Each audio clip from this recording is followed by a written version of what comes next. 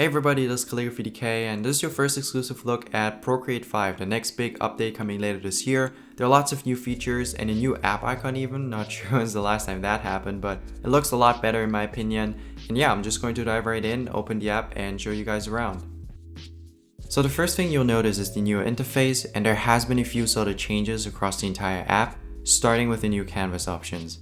You can see you have your usual options with the recommended sizes, but the custom canvas is gone now. Instead, if you want to create a custom one, you want to tap this plus icon, and here you can see a new dedicated section for that.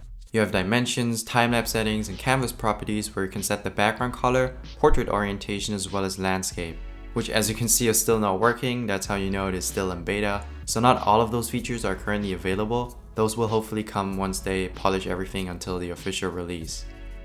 Now you may have noticed a new section called Color Profile. That's also a new feature, and for those of you who do not know, RGB stands for red, green, and blue, whereas CMYK stands for cyan, magenta, yellow, and black.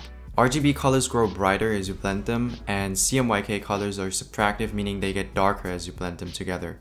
So what does this mean, or what are you going to notice? In short, you will notice that CMYK profile canvases have muted colors compared to the standard RGB canvas, as you can see in this comparison. Now, since we're already talking so much about colors, the color wheel, you guys probably seen this as one of my favorite features. You can now detach it from the top right hand corner and move it around freely and place it wherever you want. It's such a neat little feature that I assume a ton of artists will appreciate. And then there's something called Harmony, which we don't know the exact details of yet, or at least I don't, and apparently it's still a work in progress, but I will update you guys as soon as there is more information about it. Instagram happens to be a great place for that, so make sure to follow me on there as well to stay up to date. I'll try to post new content daily.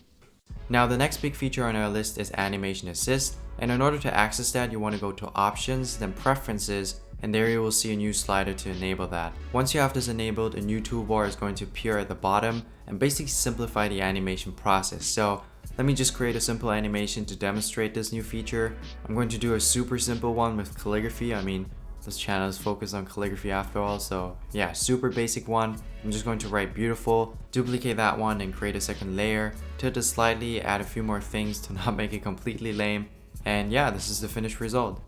And if we go further down here and tap the screw icon, you have the option to click a bunch more settings, so you can set the frame rate, which shouldn't be too new for those who are already familiar with the previous animation tools in Procreate, but now we also have something called onion skins. And this is a term mainly used in 2D computer graphics for a technique to see several frames at once. So you may have noticed earlier that you could see my previous frame while I was creating the animation, and that's because of onion skinning. So you can play around with the frame rate and reduce or increase the opacity. The default is 60%, which I'm just going to keep that way. And lastly, there are 3 more options in the Animation Assist window. One shot means it's going to cycle through the layers once and stop. Loop is what I showed you earlier, and that's when Procreate just continues to cycle through all the layers. And ping pong, pretty self-explanatory, that's when it will go back and forth between all layers, just like in table tennis.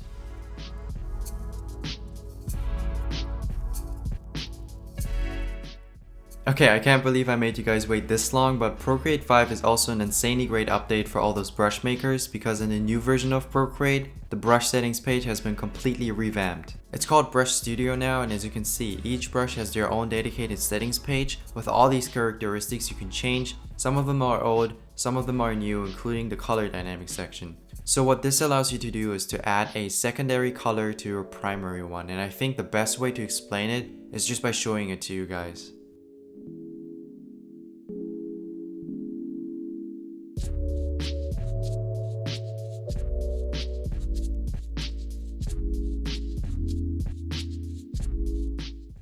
Yeah, this is a game changer. I tried so hard to achieve this effect through various shapes and grain combinations, and seeing it now as a separate feature is kind of hard to believe, but I guess it is a welcome addition. But all this deserves a separate video, so you should definitely consider subscribing if you want to know more about Brush Studio, and who knows, maybe create your own custom brushes while you're at it.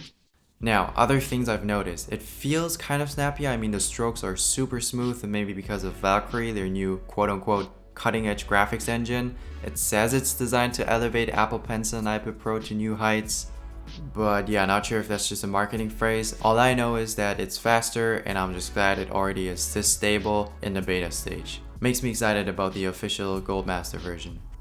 Now lastly, to wrap this all up, I decided to show you guys the new exclusive brushes that are preloaded in the Procreate 5 beta and rate them, just for the fun of it. So first we have a brush called Storm Bay, has a really nice feel to it, and that texture looks beautiful. I'm giving it 7 out of 10. Next up we have a brush called Loon. I really like how it makes the most out of the wet mix settings. I'm a big fan, 8 out of 10. Then we have Larapuna and Eagle Hawk, both pretty solid brushes, not sure about the naming though, 6.5 out of 10.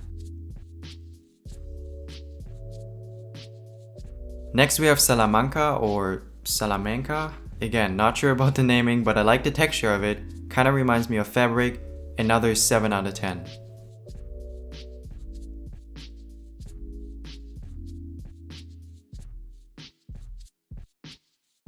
Then we have Serpentine.